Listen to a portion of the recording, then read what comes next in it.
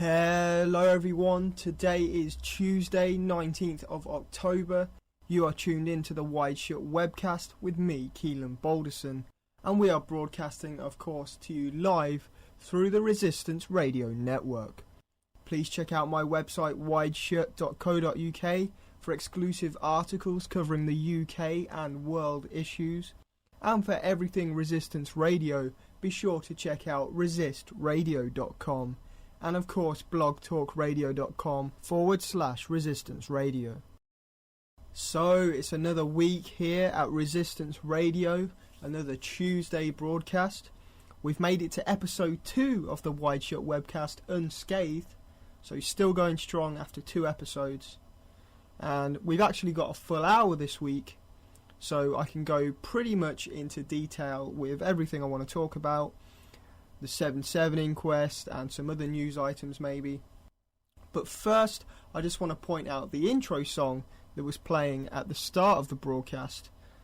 If you were kind of half listening, you might have thought I'd sold out and was playing Jay-Z. But it's actually not Jay-Z, it's a remake of Jay-Z's song Run This Town with an anti-New World Order message. It's by a pair named Chris Gio and Cherie. And they've basically reversed Jay-Z's message and called the remix Free This Town instead of Run This Town. And I think it's a great tactic to fight the mainstream music industry. Because A, it's classed as a parody, so there can't be any copyright claims. But it also holds an important message at the same time that will get a lot of people that are searching for Jay-Z music on YouTube, for example. And then people will find out some of these New World Order themes. And I think it's a good example of culture jamming there. Imagine if people took every chart hit and remixed it with some more meaningful anti-New World Order lyrics. And I think if you look closely, we're probably going to see a bit more of this in the future, because I know these guys will probably be putting out some more songs. And I know the truth music community is slowly growing. So I hope that's something we're going to see more of in the future, and I think we will do. If you'd like to download the song, it's on YouTube and iTunes, so just, search Jay-Z Chris Gio remix or Free This Town Jay-Z remix, and you'll get it eventually. I know you're all not stupid, you know how to use search engines. And speaking of Jay-Z, he's quite a controversial figure in the more esoteric ranks of the truth movement. There's been a lot of good analysis of his songs and music videos, and I think at this stage it's undeniable that he is at least aware of Masonic and other occult symbolism. Whether he's just ordering books off Amazon, reading a bit of David Icke or whatever, or he really is initiated into some of the secret societies. I think that's debatable. I mean, you're never going to find proof either way, because nobody in secret societies really admit it, do they? So, there's no point wasting your time trying to find proof exactly. But the symbolism is most definitely there. And I did my own little investigation a while back, which you can find on the YouTube channel.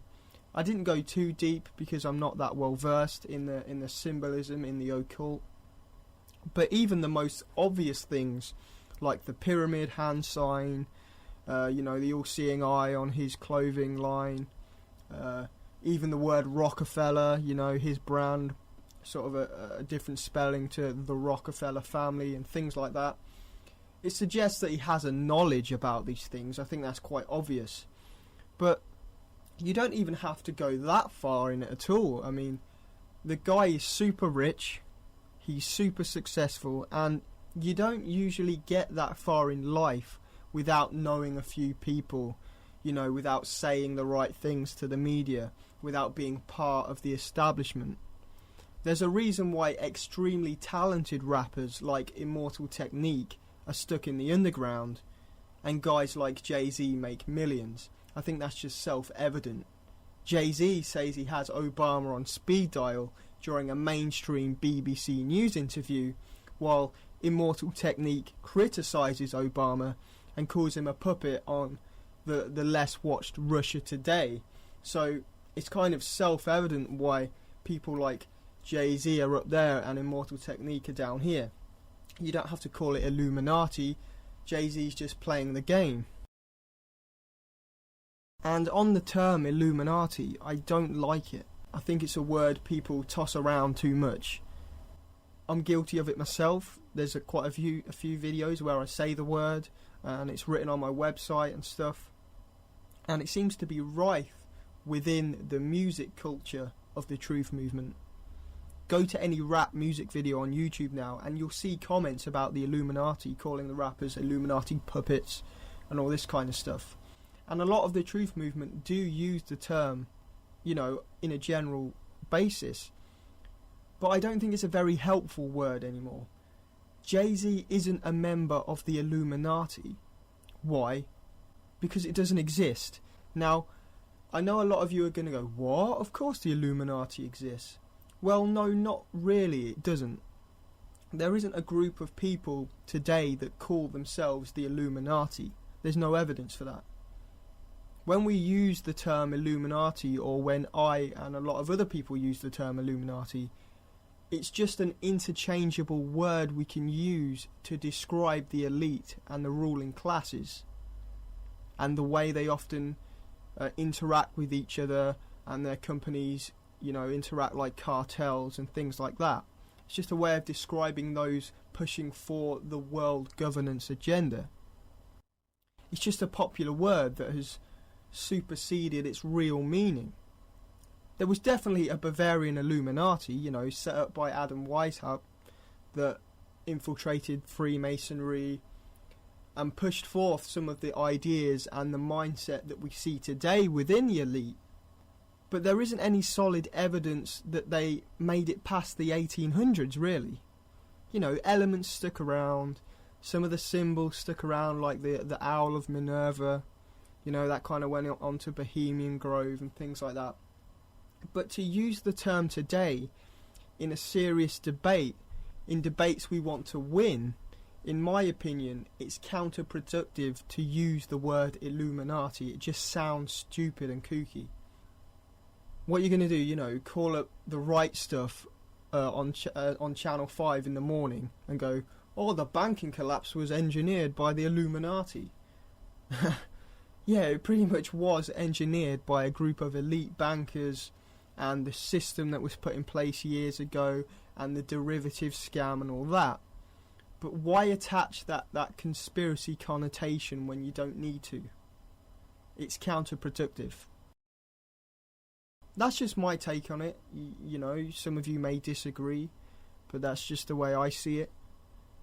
And I think this truth music subculture, which seems to be getting pretty big, might even be at the point where some of the people that look into this sort of stuff are ignoring important, tangible world issues and focusing too much time and effort arguing whether Jay-Z is in the Illuminati or not.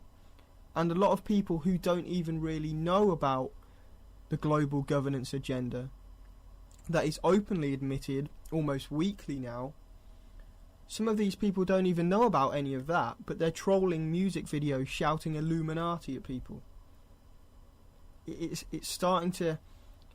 I'm seeing a strange thing emerge, I would hate to see a subculture sort of grow out of this, but I can see it happening, where the big corporations sort of take over the truth music side of things, and we start seeing loads of little wannabe anti-Illuminati kids walking around with t-shirts saying down with the Illuminati, and we get some kind of chart-topping, watered-down anti-Illuminati song, because there's no doubt that the music industry is full of scumbags and special cliques of artists that stick together, and uber rich exploitative record producers.